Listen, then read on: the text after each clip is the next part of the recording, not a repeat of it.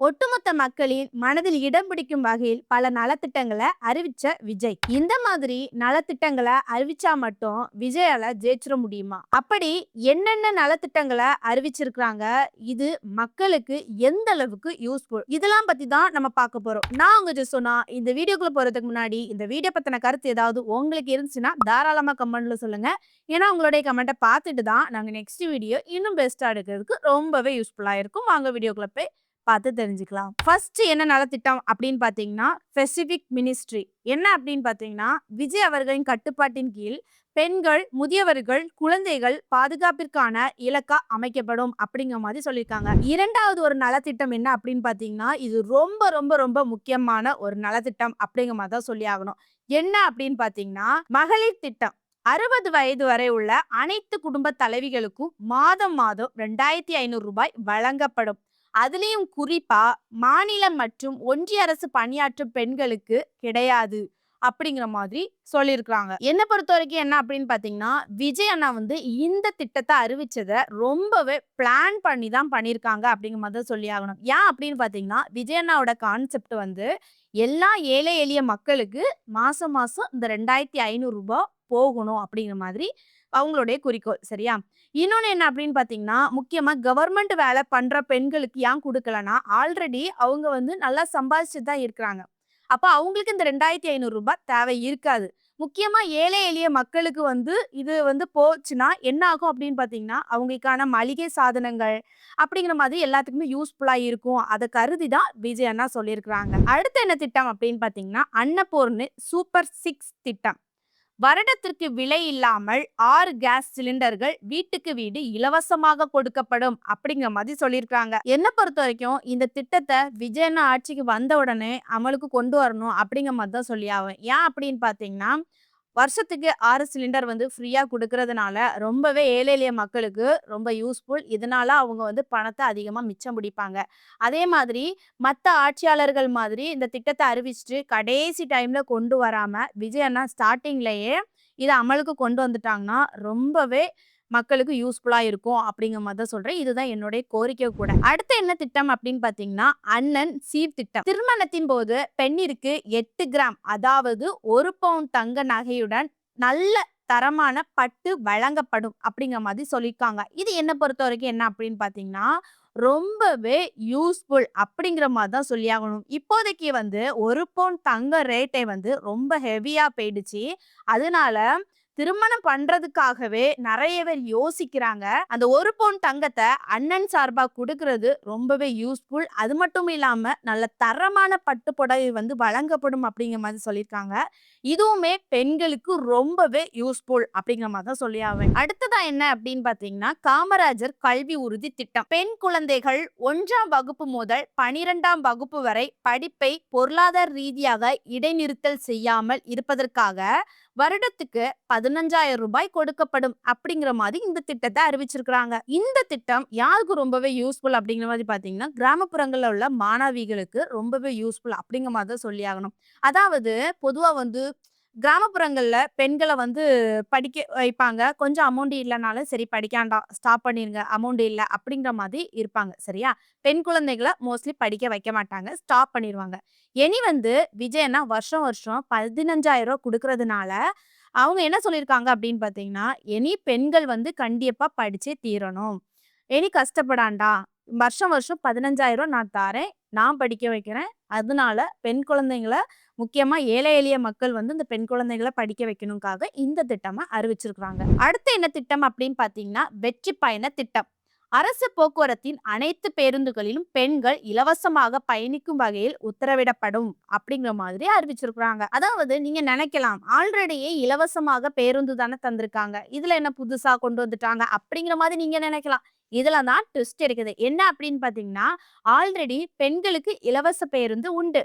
அதுவும் rose colour paint அடிச்ச பஸ்ல மட்டும் தான் பெண்கள் ஏறணும், அதுலதான் இலவசம் அப்படிங்கிற மாதிரி சொல்லியிருக்காங்க.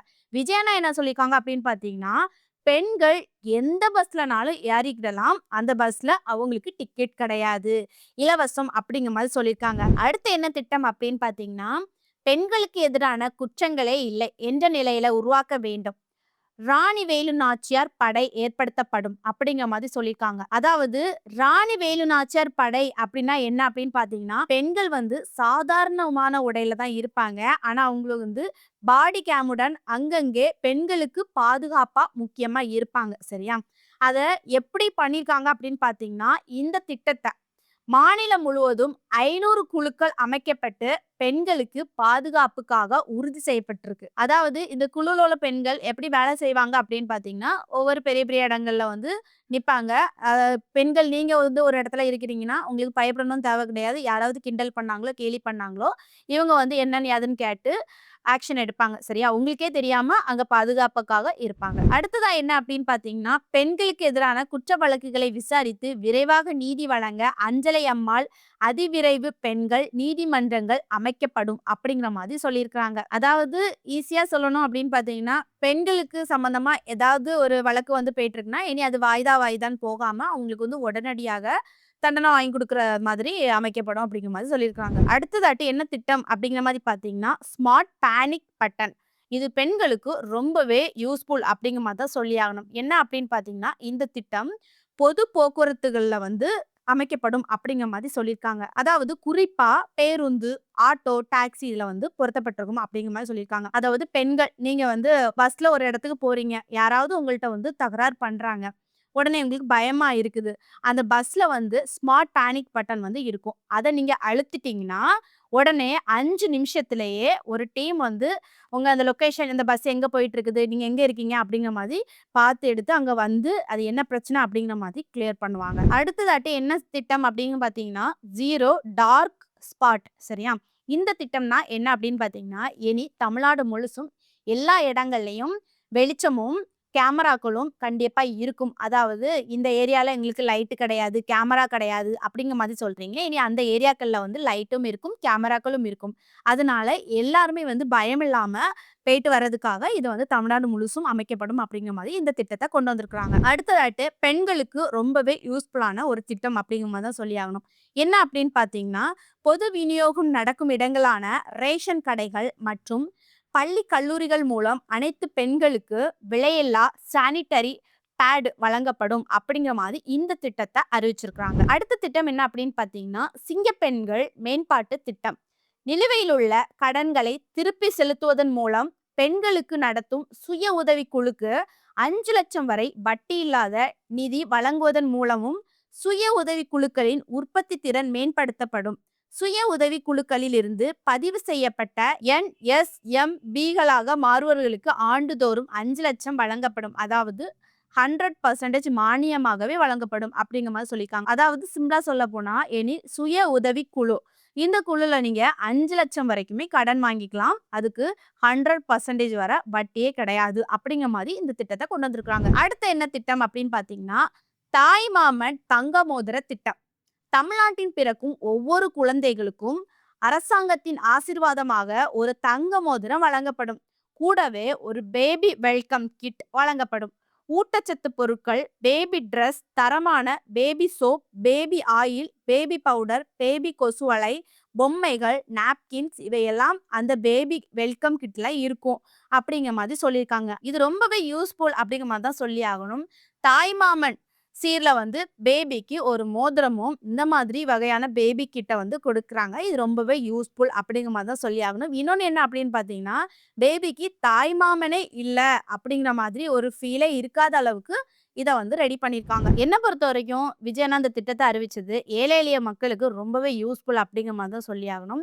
அது மட்டும் இல்லாம ஏழை எளிய மக்களுக்கு என்னதெல்லாம் தேவை அப்படிங்கிற மாதிரி கூட யோசிச்சு இந்த திட்டத்த அறிவிச்சிருக்காங்க. இந்த திட்டத்தெல்லாம் பார்க்கும்போது ரொம்பவே சூப்பரா இருக்குங்க. ரொம்பவே பெட்டரா இருக்குது. ஆனா விஜயண்ணா வந்து ஜெயிச்சு சிஎம் ஆயிட்டாங்க அப்படின்னா, அந்த 1 மாசத்துக்குள்ளேயே இந்த திட்டத்த அறிவிச்சுட்டாங்கன்னா, மக்களுக்கு ரொம்பவே யூஸ்ஃபுல்லா இருக்கும். அப்படிங்கிற மாதிரி இது என்னோடையும் கோரிக்கை அப்படிங்கிற மாதிரி தான் சொல்லி ஆகணும். என்னுடைய கருத்து என்ன அப்படின்னு பார்த்தீங்கன்னா, இந்த திட்டத்தினால விஜய் அண்ணா ஜெயிக்கிறதுக்கு வாய்ப்பு இருக்குதா அப்படிங்கிற மாதிரி பார்த்தீங்கன்னா, கண்டிப்பா வாய்ப்பு இருக்குது அப்படிங்கிற மாதிரி தான் சொல்லி ஆகணும். ஆல்ரெடி இந்த திட்டம் ஏழை எளிய மக்களுக்காக வந்து கொண்டு வரப்பட்டது. அதுவும் பாதி தான் வந்து அறிவிச்சிருக்காங்க. இன்னும் பாதி அறிவிப்பேன் அப்படிங்கிற மாதிரி சொல்லியிருக்காங்க. இனி அதையும் பார்க்கும்போது ஏழை எளிய மக்கள் வந்து விஜய் அண்ணாவை பார்த்து அதிகமா கவருவாங்க. அதனால அதிக ஓட்டு கிடைக்கும். இதனால விஜய் அண்ணா ஜெயிக்கிறதுக்கு அதிக வாய்ப்பு இருக்குது. இன்னொரு விஷயம் என்ன அப்படின்னு பார்த்தீங்கன்னா, அவருடைய பொது வாழ்க்கை குறித்து சொல்லியிருந்தாங்க. அதாவது என்னுடைய பொது வாழ்க்கை குறித்து சில விஷயங்கள் வந்து போயிட்டுருக்குது. நீங்க நெறைய பேர் எனக்கு குரல் குடுக்குறீங்க. இத பார்த்துக்கிட்டு எனக்கு ரொம்ப கஷ்டமா இருக்குது. நீங்க எனக்காக இந்த அளவுக்கு குரல் குடுக்குறீங்க அப்படிங்கிற மாதிரி. நம்ம 2 பேருமே சேர்ந்து மக்களுக்காக குரல் கொடுப்போம். இனியுள்ள ஆட்சிய மாற்றுவோம். இது என்னுடைய பர்சனல் லைஃப் பத்தி எனக்கே கவல இல்ல.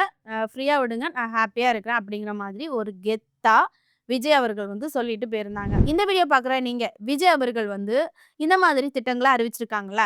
இத பத்தி நீங்க என்ன நினைக்கிறீங்க? விஜய் அவர்கள் திட்டத்த அறிவிச்சது, இதுல உங்களுக்கு பிடிச்ச திட்டம் என்ன? பிடிக்காத திட்டம் என்ன? இன்னும் வந்து இந்த திட்டத்த அறிவிச்சிருக்கலாம் அப்படிங்கிற மாதிரி நீங்க எத நினைக்கிறீங்க? அத வந்து கமெண்ட்ல சொல்லுங்க. நானும் பார்த்து தெரிஞ்சுக்கிடுறேன். நெக்ஸ்ட் வீடியோல சந்திக்கிறேன். பாய்.